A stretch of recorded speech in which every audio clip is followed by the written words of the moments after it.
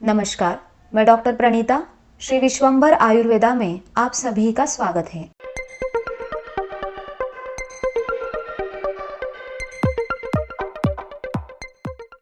महादेव की पूजा में बेल को बहुत महत्व है। यह बेल हमारे स्वास्थ्य के लिए कितना फायदेमंद है। बेल पत्र, बेल का पेड़ और बेल फल का हम कौन कौन सी बीमारियों में और कैसे इस्तेमाल कर सकते हैं, वो आज मैं आपको बताने वाली हूँ, इसलिए वीडियो को अंत तक ज़रूर देखिए। बिल्व मतलब बेल, इसका लैटिन नेम एगल मार्मेलोस है और ये रूटेसी फैमिली से है। बेल का फल दिखने में बहुत सुंदर होता है, इसलिए इसे श्रीफल भी कहते हैं। इस फल को पकने में समय लगता है, इसलिए इसके पेड़ पर हमेशा फल दिखाई देते हैं, इसलिए इसे सदाफल भी कहते हैं। बिल्वपत्र यह 3 पत्तों का होता है, इसलिए इसे त्रिशिक कहते हैं।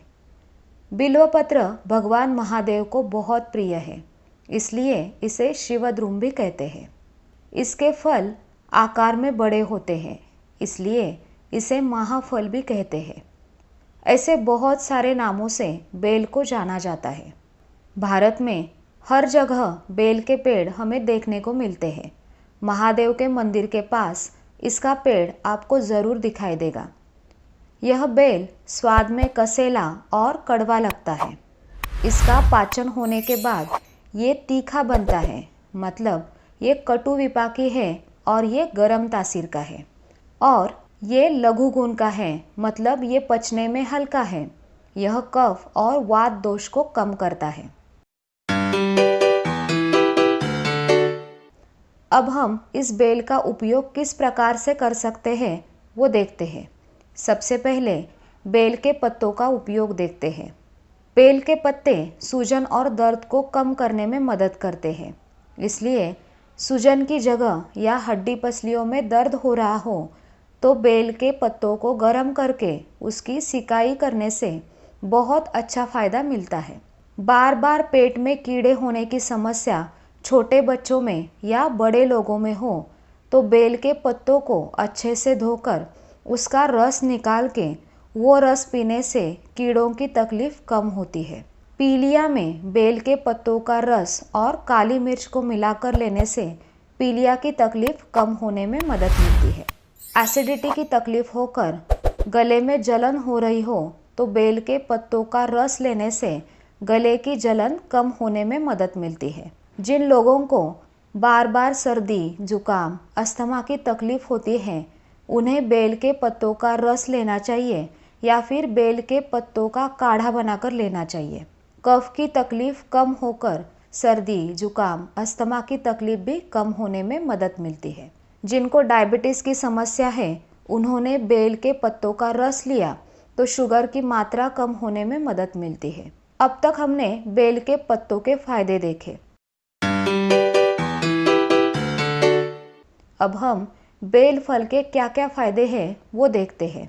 कच्चा बेल का फल डाइजेशन ठीक रखने में मदद करता है।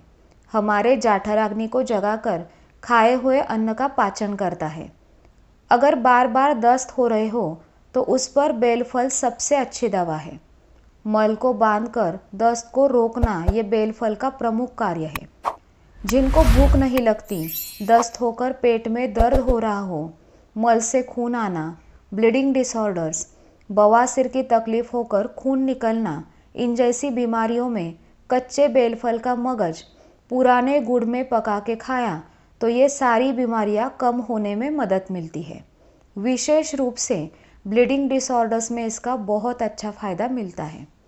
जिन्हें लैट्रिन से खून आने की तकलीफ है, पेट में दर्द होकर थोड़ा थोड़ा लाल रंग का चिपचिपा लैट्रिन होता है, उन्होंने इस बेल का मगज लेकर उसमें मिश्री और थोड़ा शहद डाल के खाया तो यह तकलीफ कम होने में मदद मिलती है। जिन्हें डायबिटीज़ है, उन्हें बेलपत्र का रस लेना चाहिए, शुगर की मात्रा कम होने में मदद मिलती है। IBS मतलब इरिटेबल बाउल सिंड्रोम जैसी बीमारी में कभी पेट साफ नहीं होता तो कभी लूज मोशंस होते हैं। जिन्हें इस प्रकार की तकलीफ है, उन्हें पके हुए बेल फल का शरबत पीना चाहिए, तकलीफ कम होगी। जिन्हें गर्मियों के दिनों में या अन्य सीज़न में गर्मी की बहुत ज़्यादा तकलीफ होती है, उन्हें बेल फल का शरबत पीना चाहिए। गर्मी से होने वाली तकलीफ कम होगी। इस बेल फल का मुरब्बा भी बनाते हैं, वो बहुत दिनों तक हम खा सकते हैं, वो जल्दी खराब नहीं होता। जिन्हें बार बार दस्त की तकलीफ है, आमदोश है, पाचन में तकलीफ है, खट्टी डकारें आना, ऐसी बीमारियां हैं, उन्हें बेल फल का मुरब्बा खाना चाहिए। वात की बीमारियों में बेल के जड़ों का काढ़ा बनाकर लिया तो बहुत अच्छे फायदे होते हैं, क्योंकि यह जड़ें वात वाहिनी को बल देती है और स्त्रियों में गर्भाशय पर आने वाली सूजन को कम करती है। प्रेगनेंसी में अगर दस्त हो रहे हो, जी मचल रहा हो, तो लाजा पकाकर उस पानी के साथ बेल फल का मगज देने से प्रेगनेंसी में दस्त आना, उल्टी आना कम हो जाता है। बेल के छिलके का काढ़ा बनाकर ठंडा होने के बाद थोड़ा शहद डाल के लेने से किसी भी प्रकार की उल्टी की तकलीफ कम होने में मदद मिलती है। बेल फल का इस्तेमाल हम 3 प्रकार से कर सकते हैं: कच्चा, आधा पका हुआ या पूरा पका हुआ। आयुर्वेद के अनुसार बेल फल कच्चा या आधा पका हुआ ही इस्तेमाल करना चाहिए, क्योंकि पूरा पका हुआ बेल फल पचने में बहुत तकलीफ देता है। शरबत बनाते वक्त उसमें पके हुए बेल फल का इस्तेमाल किया जाता है, क्योंकि शरबत में बेल फल की मात्रा हम बहुत कम लेते हैं। इसलिए ज़्यादातर कच्चा बेल फल का इस्तेमाल करें, वो पाचन में हल्का होता है। जानकारी अच्छी लगी तो वीडियो को लाइक करें, ज़्यादा से ज़्यादा शेयर करें, ताकि ज़रूरतमंद लोगों को इस वीडियो की जानकारी का फ़ायदा हो।